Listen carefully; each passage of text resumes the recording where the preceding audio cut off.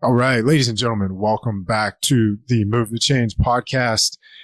Our guest today was trained to break people, outlast them, and if necessary, kill them.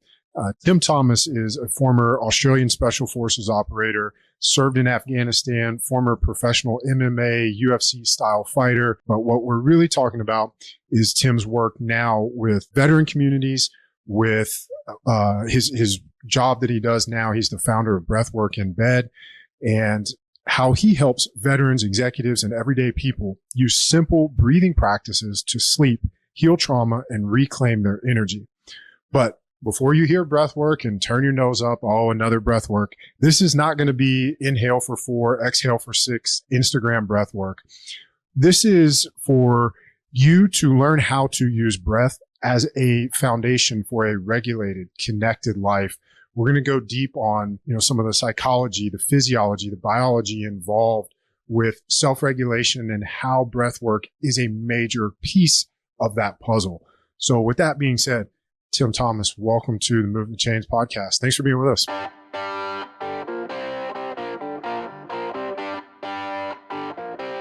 Ryan, thanks for having me. Greetings from down under. Yeah, so it's Wednesday at 4 p.m. for me. It's Thursday morning for you? Yeah, it's like 2 a.m. Oh, wow. Well, thank you for getting up. I'm so kidding. to hang out with us. I got you. It's not. This is natural sunlight coming through. Okay. I was in my head. I was like, wait a minute. You just told me about your creatine morning. What do you got some of those other guys on Instagram beat if you're getting up and working out at 1 a.m. So, well, so Tim, let's we're going to start this with some rapid fire questions. Maybe flip flop the order a little bit. So, what's one belief about breath work that you wish you could delete from the internet?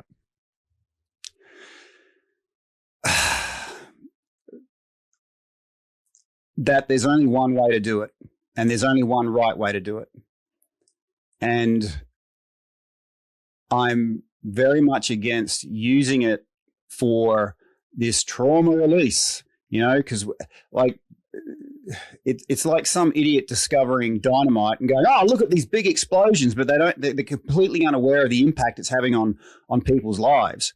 So it's one thing to discover, a powerful asset we have, and it's another thing to, use it responsibly from the position of the person you're using it for. So the internet's really good for, here's a big explosion, but how does it meet that person and their needs moving forward?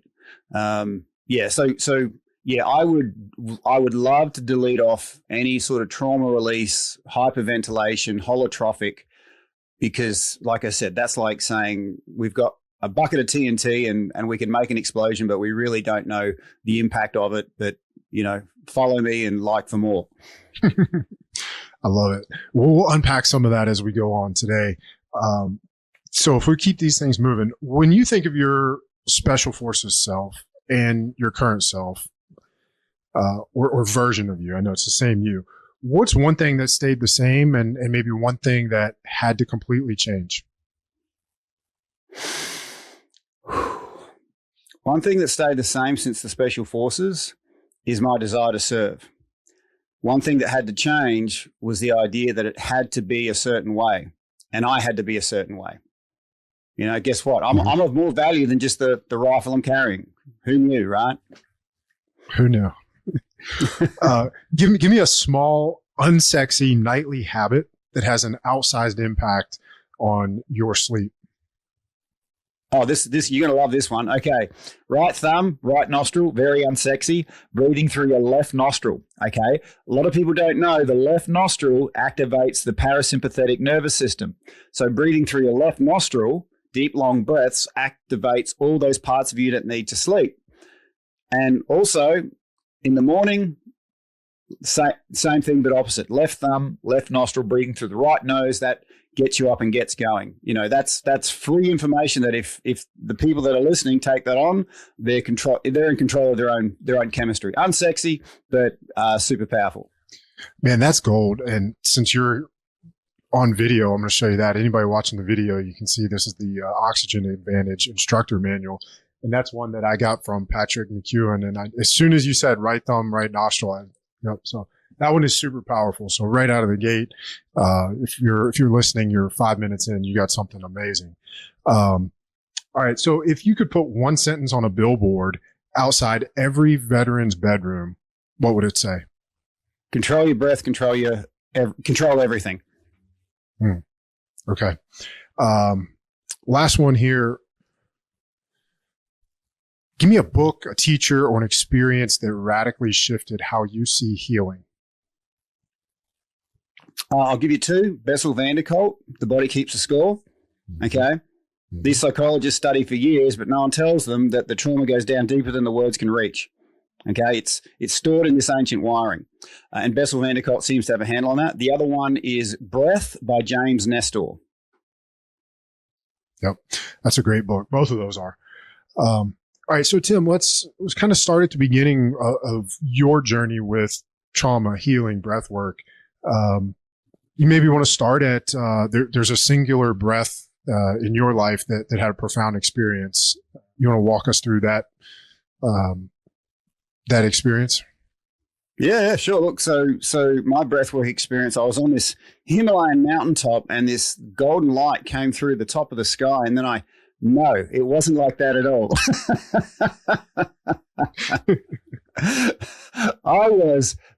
Hang on. I should have asked before we started, Ryan, what's the language content? Are we keeping it PG or are we attached? You know the title of my book, right? Power of Now? No, okay, got it. Right, so we're good. Okay. You can say whatever the fuck you want. Okay, got it. Right. Well, yeah, the only way to say this was I was in Afghanistan, and I'm trained for fatigue. That's what selection and special forces trains you for. But I was beyond fucked. There's one thing to have your body wrecked, but there's another thing, to lose your mates. And I went into this space where I'm like, there is no fucking point anymore, Tim. You are going to die in this shithole. And it was like I only had 2 cents worth of energy. What's the point? And when you're on deployment outside the wire, you never really got anything you'd call sleep, but every now and then you get horizontal in the dirt. And I had nothing other than what was underneath my skin. And there was a part of me that said, Tim, if you've only got 2 cents worth of energy, you better invest that energy wisely. And then, I don't know, I think it could have been because when you get trained to take a sight picture in the army, they tell you to take a deep breath in, let it out slowly, and have that moment of calm to take up the first trigger pressure, right?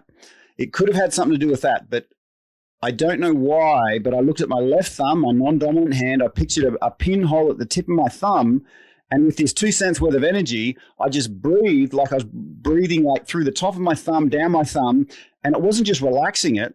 After a few breaths, it turned into white light, like in my mind's eye.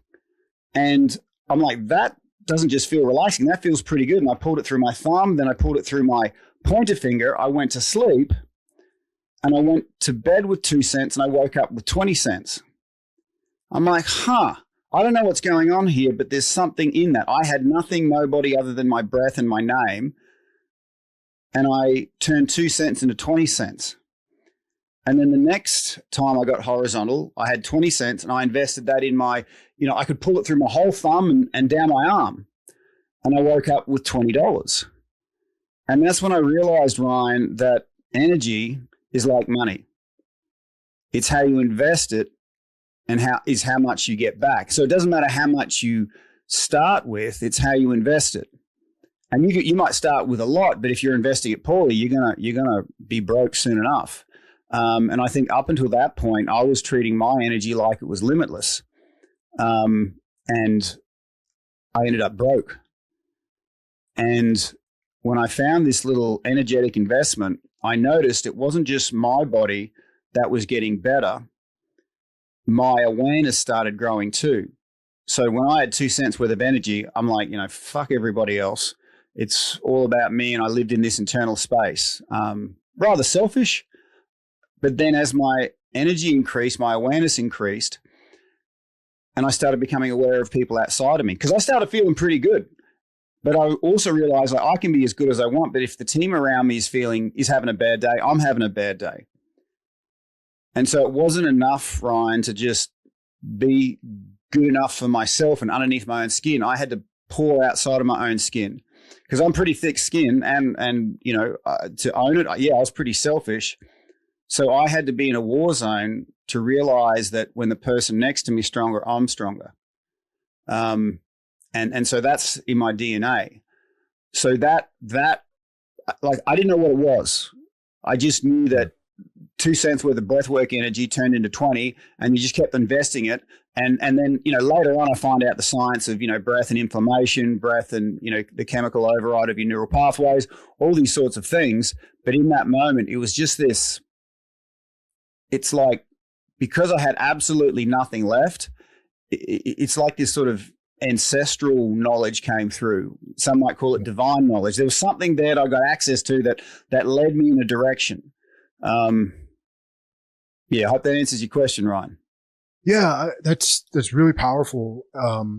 It does. So there's a lot of things I want to touch on there. I think one, you made the comment that it can feel selfish when you're at 2 cents and you don't have enough of anything to give a rip about anybody else. And one of the lines that I'm always saying to the people that I work with is, they're in positions of leadership, and they want to be able to better show up for their people. Right. And, I love that line you had in there about when the person next to you is stronger, you're stronger. So I want to come back to that one as well. But where I was going with that initial one is, we can't give what we don't have. Right? You can't pour from an empty cup. So you have to have more than 2 cents, or whatever analogy the listener wants to use for energy, capacity, bandwidth. Again, you can't give what you don't have. And so literally, that's why they tell you on an airplane, put your mask on first. Right. And so I think there's 2 avenues here that I want to ask you for advice on. For the person, one of them is for the person at 2 cents and is maybe feeling hopeless or helpless. How do you get started? Very much like you said, the investing analogy, right? And it's like, if somebody has no investments so far and they feel like they're not making enough and they want us to have more cash on hand, and you're trying to convince them to invest. But also I'm curious how you coach people who maybe they get a little bit of momentum and they're bought in, but then I love the way you phrased this with you have to invest your energy, and the way you invest it is going to determine whether you have more or less tomorrow. So a lot of people that I know we both work with are stressed, and the last thing they want to do, the last thing they think they want to do is breath work or meditation or these things that are self-regulating and actually lead to the positive outcome that they want. It's so much easier to just sit on the couch and death scroll or turn the TV on and be distracted. So I know those are 2 very separate pathways, but I think those are the 2 most common issues. So I'd love to hear your thoughts on those. Well, Ryan, that question alone tells me that you've not just walked both paths, but you've got a heart for people on both sides. Which and I'm formulating all this stuff. Which one did you want to tackle first, mate? Wherever you want to go. Okay, well let's start at the top of the way I describe it when I'm talking to corporates is I introduce them to what I call the performance pyramid. Okay, performance is like a pyramid. Top of the pyramid, you're achieving everything you want in the outside world. Okay, making money, getting assets, achieving goals, hitting targets. Everyone sees it. It's obvious. And often we get a lot of self-worth out of doing those things at the top of the pyramid. But then the bottom of the pyramid is your rest, recovery, and healing art forms. Mm-hmm. No one sees that. No one acknowledges you for that. Hey, Ryan, good on you, mate. I heard you had a good night's sleep. Hey, Ryan got a good night's sleep last night. Woo! Let's go, Ryan. You know, right? Okay, so this stuff, this bottom of the pyramid, it actually occupies 2/3 of the pyramid. Because if you want to destroy someone, destroy their sleep. A little thing we used to do in Afghanistan was attack the enemy's sleep. Or the technical term was you attack the enemy's center of gravity. You find out what's most important to them, attack it, take that out, and they're greatly limited in their ability. So if you can take out someone's sleep, then they're beyond gone. You know, we didn't know about the science of sleep, but we just knew if we could take it out for 3 nights, it would mess them up better than a bullet. All right. So when people start seeing it like that, but then you have to understand that each of us has a unique energy signature. Okay. And each of us has a unique, remember how I talked about energies like money, how you invest it, how you get it back. You have a unique energy investment portfolio. And this is where people can get lost and a bit fatigued, because the thing that gives you the most reward, you invest money into, you get energy back from, is different from person to person. And if you're investing energy in something that's not giving you a good return, but you've taken on someone else's belief system, oh, it's important to have this, it's important to have that. Oh, it is, so I'll just do that. That is incredibly fatiguing. And we start associating performance with, oh, if I'm fatigued, I'm going in the right direction. And then if you try and go down to the bottom of the pyramid, rest, recovery, healing, you've got all this cortisol in your system that is denying you from doing that. And the other way I sort of explain it is, you know, if you've got the picture of the pyramid in the top of your head, overlay a tree over that. Now, a tree is made to put its branches in the sun. It's made to create energy from being in sunlight. But what would happen if the sun would never go down? You know, the tree's leaves made to create energy would burn out. And this is what kind of happens to our dopamine receptors when we're always pushing, always pushing, always pushing. That's what happened to me. Just pump out the cortisol, you know, find out what your potential is by pushing through. And there is a time and a place for that. And it feels awesome to do that. This country is made great by people finding out where their potential is. But if that's the loop you're stuck in, if you're not going back into your roots and drawing up nutrients, if you're not letting the sun go down, you know, there's only so far you can go against the laws of nature. And I encourage people to think of sleep as the soil from which everything grows. But it's unseen. And the world we currently live in, when you say, oh, my trunk is not in the right order, or I don't have the fruits in my life, there's so many things in our consumer society that'll sell you stuff to try and solve the problem. Yeah. But if there's a gardener that comes along and understands how trees work, they go into the soil. Let's give them the nourishment they need, and then flourishing happens quite naturally. So the biggest joy I get in my job, Ryan, isn't the sleep. Sleep's awesome, but what happens is as the soil quality increases, everyone's got these unique seeds of greatness, unique seeds of that are laying dormant, waiting for the soil to reach that right critical mass. And when they start banking that quality rest, when they start going to the bottom of the pyramid, all these things start naturally flourishing. So when I'm talking to people that work on the performance-based side of things and they're feeling fatigued, they need to start understanding that underneath the top of the pyramid, there's a massive base. And if you want to destroy someone, destroy their sleep. But if you care about somebody, you would care about how they're sleeping. And I'm just going to ask everybody right now, how many people in your life do you care about? How much time have you spent ensuring that they get a good night's sleep? Like that, it's just this big blind spot no one sees. And I only came across this, Ryan, because I'm dyslexic. I see things in patterns, right? Mm-hmm. And I wasn't a breathwork guy. I wasn't a sleep guy. We just noticed that with these fatigued veterans with burnt out, nervous systems, once we could improve sleep, all these other metrics improved. Like, and people got stuck for years trying to solve all these other symptoms. We're like, well, let's just make it a whole lot easier, make sleep a metric of success, a metric of a good life, and then all these other things naturally improved.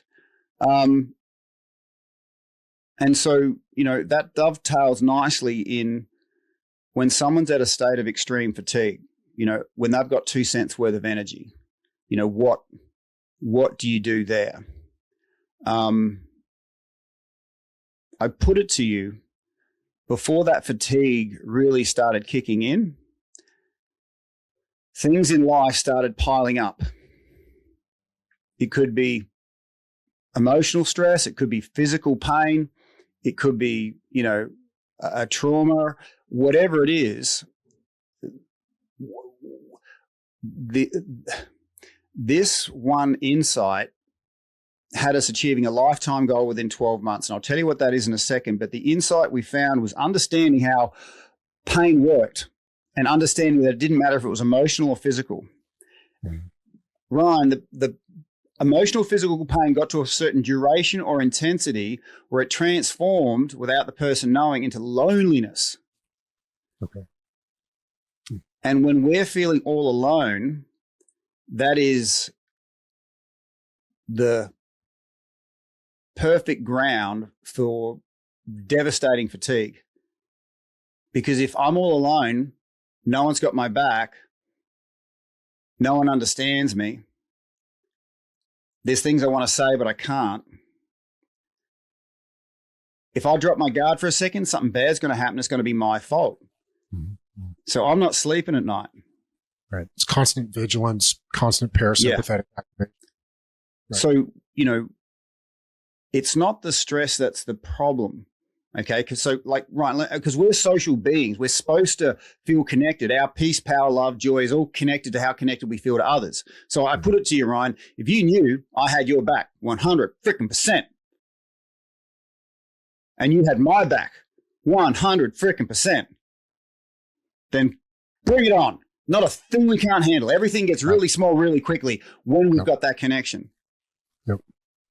So people get into these states of fatigue because the pain pushes them out of their higher thinking, prefrontal cortex, into their amygdala, reactionary. Everything's a threat because everything is a threat because no one's got my back.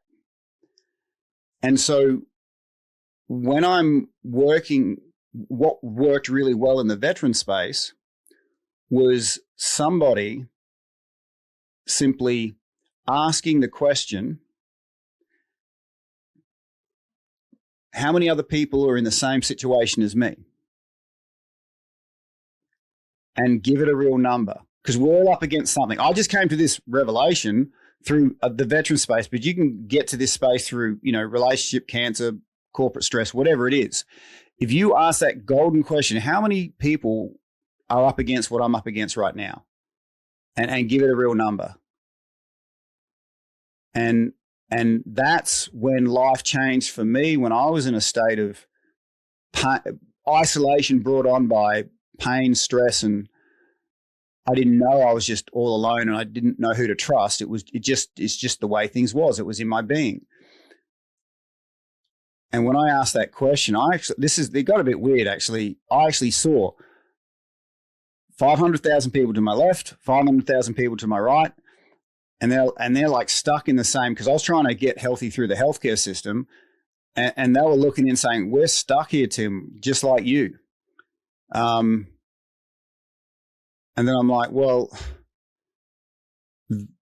seeing those people's faces broke my isolation, because I figured there's a lot of those people in that space that I haven't met yet, and they're going to be so glad that when I had this revelation back in 2011, they're going to be saying, I'm so glad that back in 2011 you chose to move forward, because people need to hear this, especially if you're low on energy. It doesn't matter if you only make an inch of progress. You're making 1,000,000 inches of progress, and then all of your incremental moves forward are multiplied out, Because I can guarantee if you choose to move forward through this, there's going to be people saying, I'm so glad that back in 2026, you chose to move forward before you met us, because the thing that took you 10 years, you've helped us do in one conversation. So that to me is what's underneath extreme fatigue, and it needs to be addressed, that isolation, loneliness, before you get a chance of doing the mechanics needed for getting someone out of fatigue. Because you can tell somebody, hey, just do this, this, this, and that might be technically true, but you're not meeting them where they are. You know, this is the thing about the internet. Everyone's talking about like this energetic superhighway. It's awesome up here, but no one's building the on-ramps to meet people where they are, saying, yes, eventually we'd love you to be here, but here's your next step. Here's what's underneath you being in a lower energetic state. And I want to meet you there and tell you, you know, what it was like for me. And I don't ever say I'm going to help anybody, but I might be able to give you options you hadn't thought of before. And so it's that kind of observation, breaking the isolation, and then you've got an option, you've got an opening to take on a few new options. Yeah. You mentioned that you hit a lifetime goal in 12 months. What was that? Yes. Thank you, Ryan. So my lifetime goal was to save 40 veteran lives from suicide. The number was chosen because that's how many lives we've lost, killed in action in Afghanistan from Australia. But we've lost 30 or 40 times that amount to suicide. And I thought, well, if I can save 40 guys from suicide, I'm going to die happy. And I'm going to spend the rest of my life doing this. Yeah. And that was achieved within 12 months. Simply because, and we had no formal training. We just observed, we understood how pain worked. And all we were doing, and this is not seen on the spreadsheet, okay? You don't see this stuff in the spreadsheet. We just simply broke the isolation and then got them out of fatigue. All the metrics of success in all the programs was how much it improved sleep. And we just observed that once you did those two things, people already had everything they needed inside of them to move forward. You know, they had this inner knowing. It was in their head, but if they were locked in their, into their amygdala, into their fight or flight, in their reaction, I'm all alone and I'm fatigued, so what's the point? There's no accessing that. So once we gave them access, their inner compass turned on. They knew what to do next, and we could do so much more with so much less resources. Understanding those two things. And I kind of see, there's millions, billions of dollars spent on mental health, but if you're not addressing the isolation, if you're not addressing the fatigue, it's kind of water off a duck's back. Yeah, that's a really good point. I want to talk about some of the science that is, I think maybe you guys have come across this experientially, and I think new research is supporting it, but, we're seeing how open tabs, as you call them, or unfinished tasks elevate cortisol, stress hormone, and can lead to energy leaks, trauma that steals bandwidth and drains energy, contributes to that feeling of exhaustion. So can you talk a little bit about how, I guess in your words, what is an open tab and how does that create that negative downstream effect? Sure. Okay. Before we get into the science, I always like to explain things like, if you can explain it to a kid, you're doing the right. And I don't want to patronize you here, Ryan. Okay? No. I think, dude, one of my favorite strength coaches has this saying. He says, if you can't explain it to a waitress on a napkin in a bar, you don't understand it well enough. All right. So Ryan, I'm going to stand up or a waiter. I don't want to be accused of being sexist. Okay, so if you were to look at me, right, how I'm 184 centimeters. How heavy do you think I weigh? Can you give me 184 centimeters in inches? Oh, okay. Bloody yanks. You always needed. Well, that would have to about 6 foot. About 6 foot. Okay. All right. You're probably Guess pretty my weight. solid. And You're probably pretty solid, but you're lean. I'm going to say 175. 175, that would be about, okay, so in pounds, I would be about 195 pounds. Damn. Okay. You're Yeah, a I'm kinda lot more wide. solid. You All right, got some leg muscles what that I can't see. I hope I did my kilos to pounds conversion right, but the point is, what you just gave me, 100 is a measurement of mass. I'm 195 pounds, right? And and everyone's body shape is different, right? But we all contain mass, and because we contain mass is stuck in this moment. So, what time is it currently where you are? 434. 434. So I have 195 pounds stuck at 434. But there's something else us humans own, but it doesn't contain any mass. We all own minds, okay?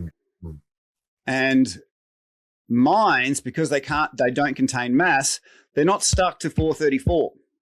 They can project into the future, they can project into the past.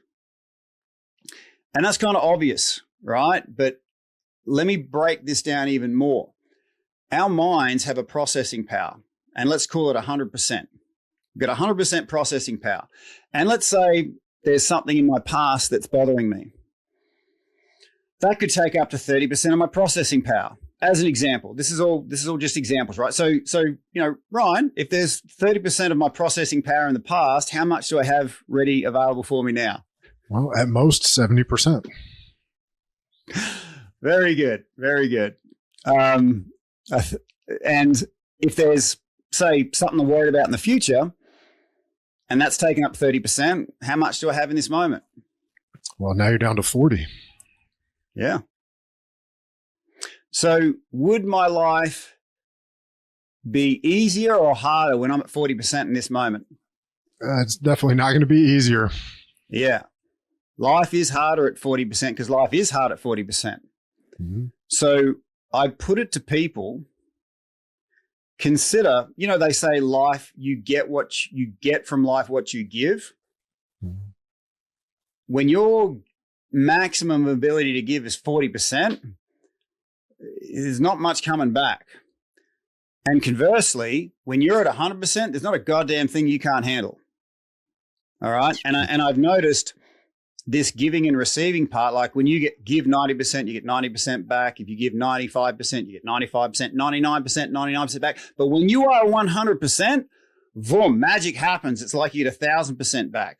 That I call it totality, when you're fully in that moment. And that sometimes only happens when you're in an adrenalized moment, like there's someone you care about in the middle of the road and there's a truck coming and you can run across broken glass barefoot and grab that and dive it and all these sorts of things. It's sort of like this superpower that we all have when we're at 100%. So to understand that there's two parts of us humans, there's the physical part, but then there's the mind. And I figured this out when I was in Afghanistan, because some days I was feeling, good, felt plenty brave, and other days I'm just shitting myself scared. And I noticed all the negative range of emotions happened the more my mind went forward to an event that hadn't happened yet. Mm-hmm. Okay. So it's probably 4:38 right now. And if I'm thinking about, tomorrow I've got a high pressure assignment, and if I don't get it right, my kids aren't going to school. If they don't go to school, they're not going to, be successes in life. And all as I'm giving away the percentages of my mind into the future, this version of me in the moment is getting more and more disempowered. Mm-hmm. And it's one thing to say this, and you can know this, but you can still be at the mercy of it if you don't understand why your mind actually does this. So us humans, we like stimuli. Our minds like stimuli. And if our mind's not getting stimuli from this moment, it'll go, guess what, body? Nothing keeping me here. I'm out of here. And it'll pick the easiest, most highly energetic fruit there is. And this kind of explains why you can have 100 good events, one bad event. You remember the bad event. Why? Because generally the bad event is the highest stimuli. And the mind, it doesn't care where it gets the stimuli from. It'll just take it. So if here's what wisdom has taught me. If we don't choose the stimuli that's creative and productive, my mind will choose the stimuli that's destructive and unproductive. Because it still wants stimuli. It doesn't care where it gets it from. And if we don't choose where we get it from, it's like a kid that if you don't keep satisfied in the house, it'll just go out and lick the fence. So if the reason, because I knew I was going to meet you this morning, right? So I got up a bit after 4 a.m., maybe a bit before, and I did my morning routine, breath work, ice bath, in your language, maybe a 4.5 mile run. Thanks for doing that convert for us. To give my mind the stimuli it needed conveniently from my own body so it could be anchored in the moment. So this is the thing. If you understand the mind wants stimuli and you can anchor it in the moment, you don't see your physical discipline, whatever that looks like for you, because, and I want to caveat this, everyone's got a unique energy signature. Everyone's got a unique energetic investment and return. A person's destiny, in my mind, is you find the things that you invested, $100 into, and you get $1,000 back. And that's unique to the individual. And you've got and that stimuli that you have to give your mind is unique to you. It's not always comfortable. It's not always safe, but it gets you into this place where you are with people, you are with yourself, and you discover that these powerful connections you have inside yourself, powerful meaning that mind that contains no mass, says, hey, Tim, you actually gave me the stimuli I'm looking for. I'm going to be with you today. And when it's with you, you can be with others. And this is where life sort of becomes that instead of 100% back, you get 1,000% back, because it's not just here you're connecting with, you're going full circle and connecting outside of yourself. And this is where you get, the joy, the connection, the peace, the power, these ripple effects that happen outside of your awareness. Yeah, I love all of this. I'm curious, can you share with us some of the methods that you might use to help someone identify where their body is telling the truth before maybe their mouth or even their conscious mind realizes it? Yeah. Physical tension is a great way to find out where the disempowered thoughts are creating their own fertilizer. Okay. So often you'll have a thought you don't even know you're having. It'll go into your body, create tension, and then that tension will feed that negative thought. Okay. So what a healer will do, it's not about so much solving a problem, it's removing a blockage. Okay. So because I believe when we're in a state of connection, whole, complete, we are our source. We are, open to connection. But when we have blockages like physical tension, they interrupt that. And so what I encourage people to do is learn self-sovereignty. And what does that look like? This is just words right now. So I'm going to show you, because I don't like blah, blah, blahing. Everything I do, Ryan, has to pass what I call a P test, right? 3 Ps. It's got to be powerful, positive, but also permanent. The permanency is the most important thing, because if we say, we are who we are, we can't just care about people in the moment. We've got to care about them tomorrow, next week, next year. So I want to show you something right now that'll bring permanency to your sovereign state. And it's something that anyone who's listening can do, especially throughout the day, to bring themselves back into center, to get rid of those blockages as they accumulate. Okay, because these blockages aren't just one thing. The new buzzword in stress these days is allostatic load. Allostatic load isn't just one stressor. It's an accumulation. It's like, oh, thank you for that handful of gravel in my backpack. That's another handful of gravel. That person's pissed me off. That's another handful of gravel. And then time goes on. You're like, fuck me, life's hard. Why is life so hard? And that's when our economy goes, great, you're fatigued. Let's just pour dopamine over dysfunction. Let's pour alcohol, pills, and scrolling, all that kind of crap. So my way of disrupting all that economy of dysfunction is to show people how to create a sovereign state literally within them. So if you're open to it, I'd love to show you a quick little thing that'll allow you to get plugged back, have your mind from out there to back in your physical body.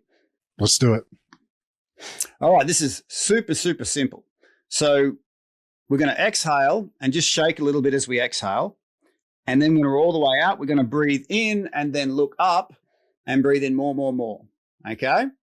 So if you're doing that now, okay, then just wriggle your body, wriggle. Are you holding your breath? Wriggle. And then let it out with a sigh.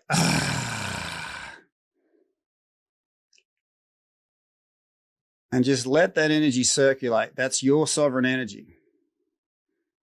Okay? Now I'm going to show you how to boost that.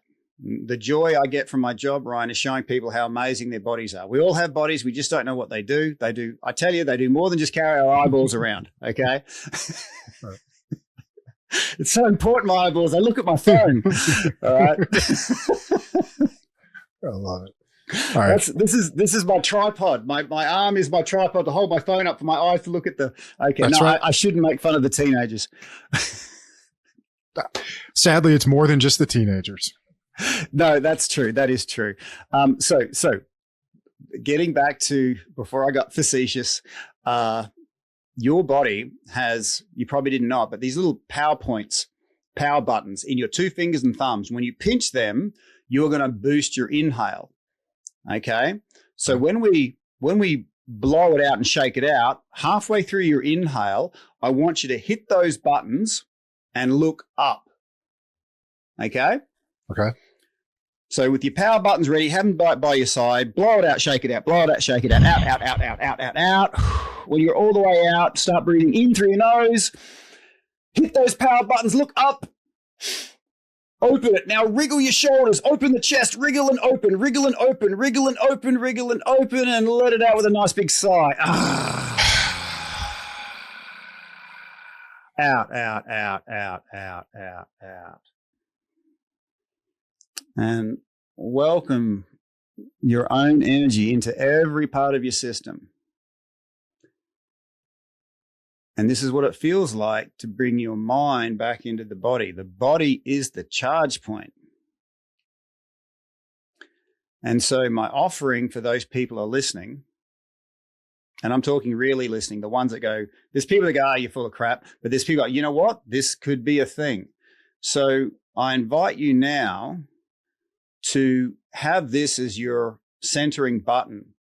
You know, I'm human. When I'm in the real world, I might be waiting too long in a queue and I'm find myself, my mind's going somewhere else. I will discreetly in public, pinch my fingers, look up, hold it, shake it gently. No one knows I'm doing it. And then I'll just go, and let it out. And then boom, I'm back to where my power is. I'm not giving it away anymore.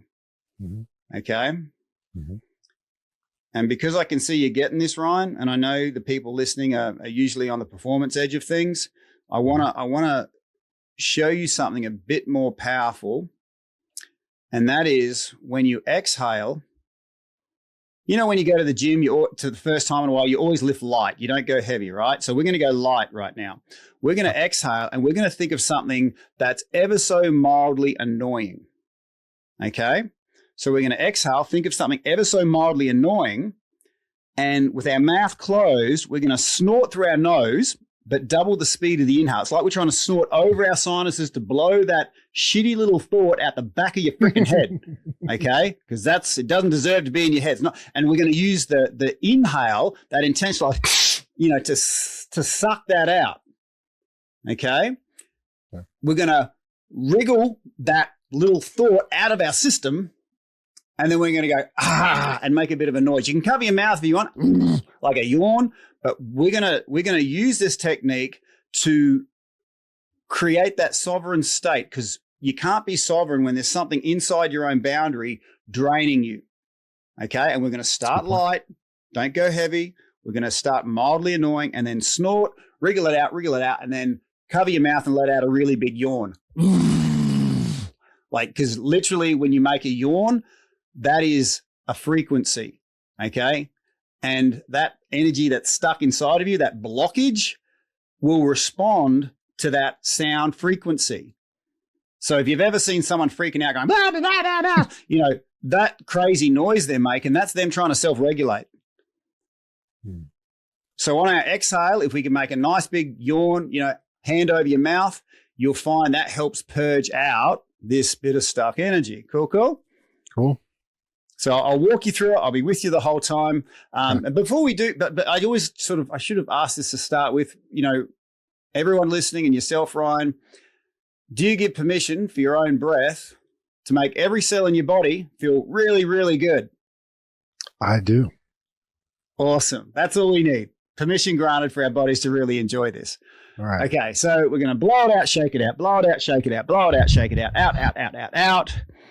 And with your power buttons ready, wait until something mildly annoying goes through your mind. And once you see it, I want you to snort through your nose as rapidly as possible and look up, hit those power buttons. Open. Now shake that shit out of your body. Shake it out. Feel like you're pushing it up. To your jaw. And when you can't stop that yawn, cover your mouth and let out a massive yawn.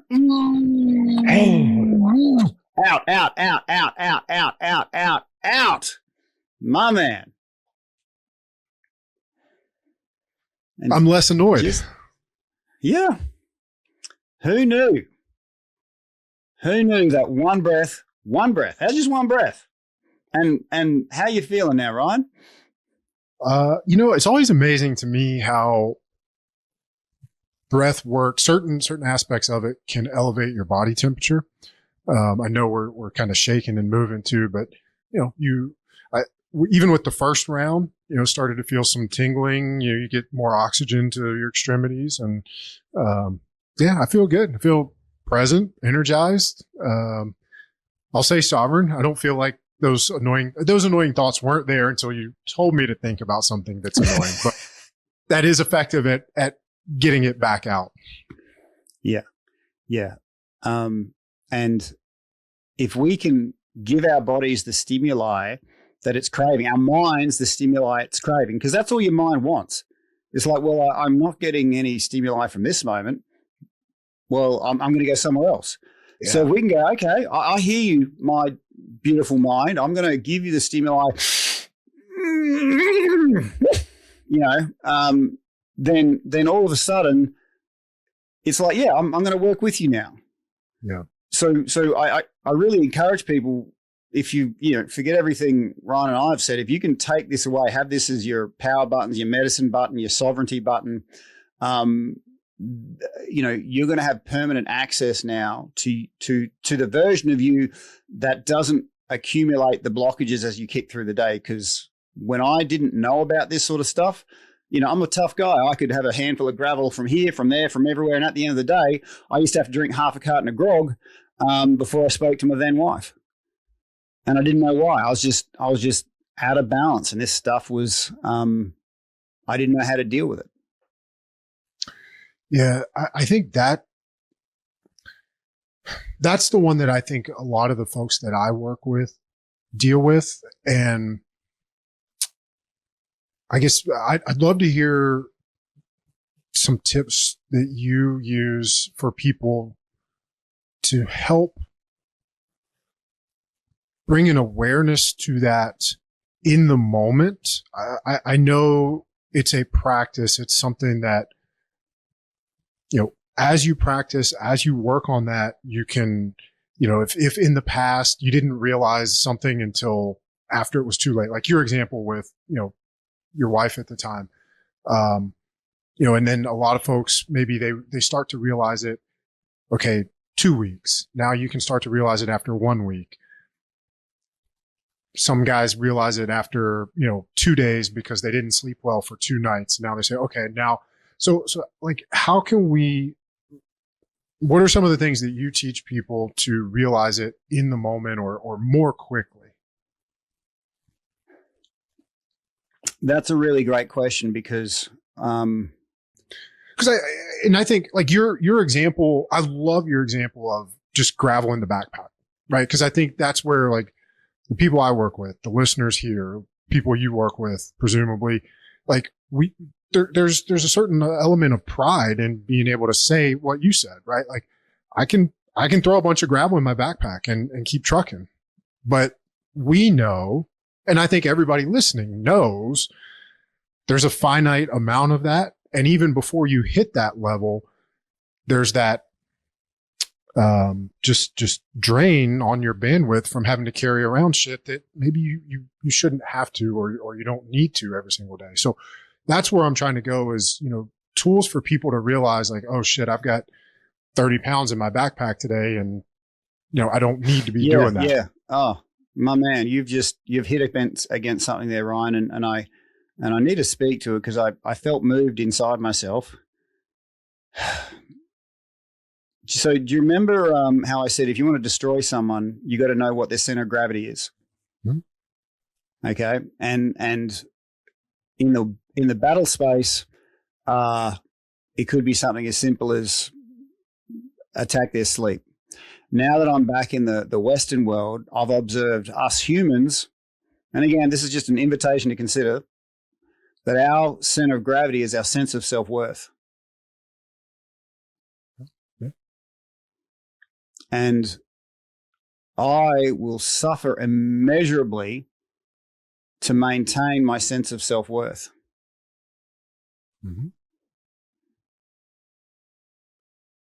And I will cash in my sleep. I'll carry twice as much as anyone else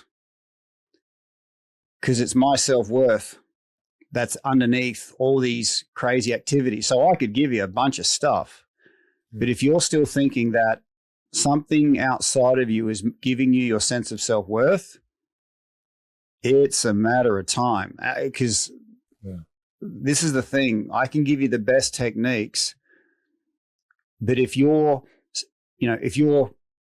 got $10 worth of energy and you're spending 11 and I show you how to make 11, then you're going to spend 12 because your sense of self-worth always has you looking to the outside. Does that make sense? Yeah, no, it makes perfect sense. Like that. So that is the technique. Yeah. You go.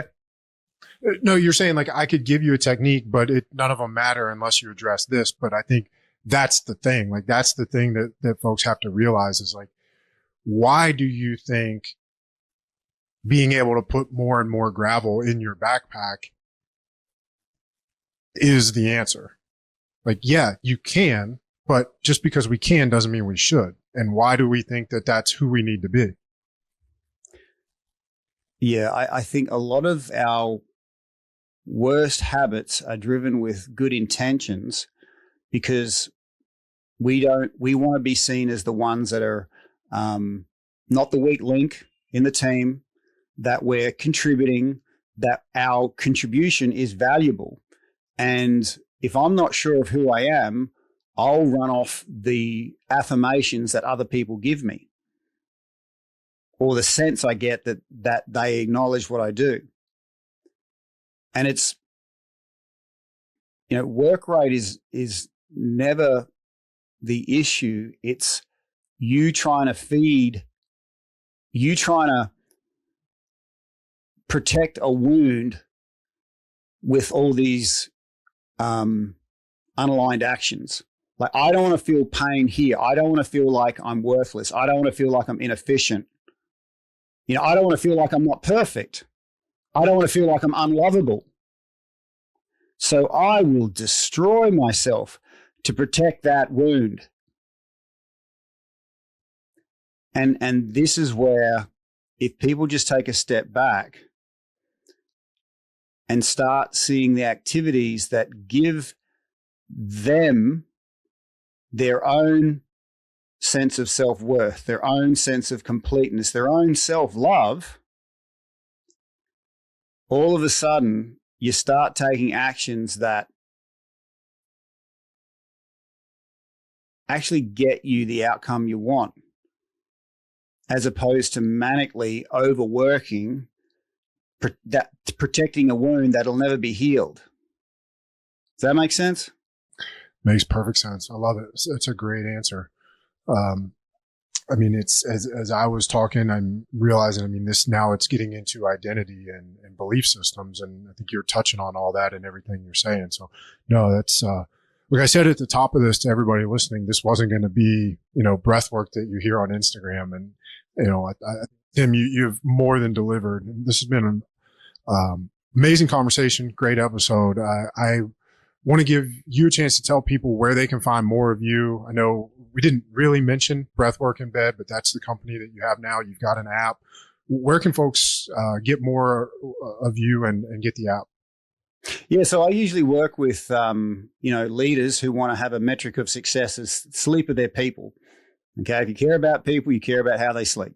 So I always like putting in my LinkedIn notice. But for people that go, you know what, I just want a better night's sleep tonight. Well, I want to gift everybody 28 days free sleep. If you just look up 3 words in your app store, Breathwork in Bed, I've made it super simple. You just tell it when you want to sleep, and we take care of the rest. We literally Uber Eats in the good quality sleep. So tonight you could literally turn your bed into a cloud.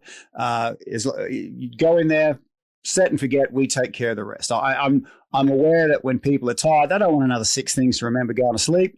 They just want to go, here's what I want, press that button, and your bed will turn into a cloud tonight, listening to those little breathwork techniques that are on there. Because the high-tech part's not the app. The high-tech part is your lungs, and people are yet to discover just how wonderfully we were made and how much medicine we can access inside ourselves.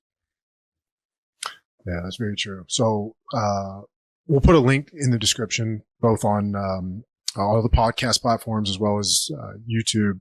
I called it Breathwork in Bed. You've got a LinkedIn profile, and you got a website. Yep, I got all that. Yeah, I mean. Okay, we'll put links to all that in the show notes for everybody. Tim, this has been great, man. Thank you so much for hanging out with us.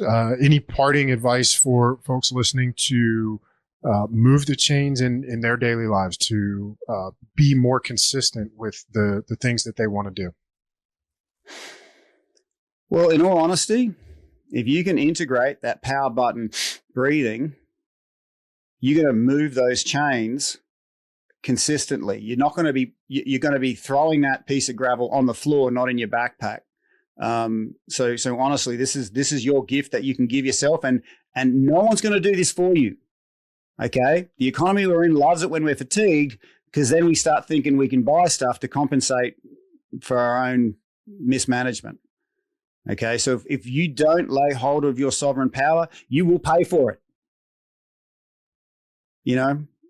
We are the ones that have to be in control of our state. And I sincerely from the bottom of my heart, want you to experiment with the fact that it's not a set of lungs that we have. It's a medicine cabinet with a lot of different shelves.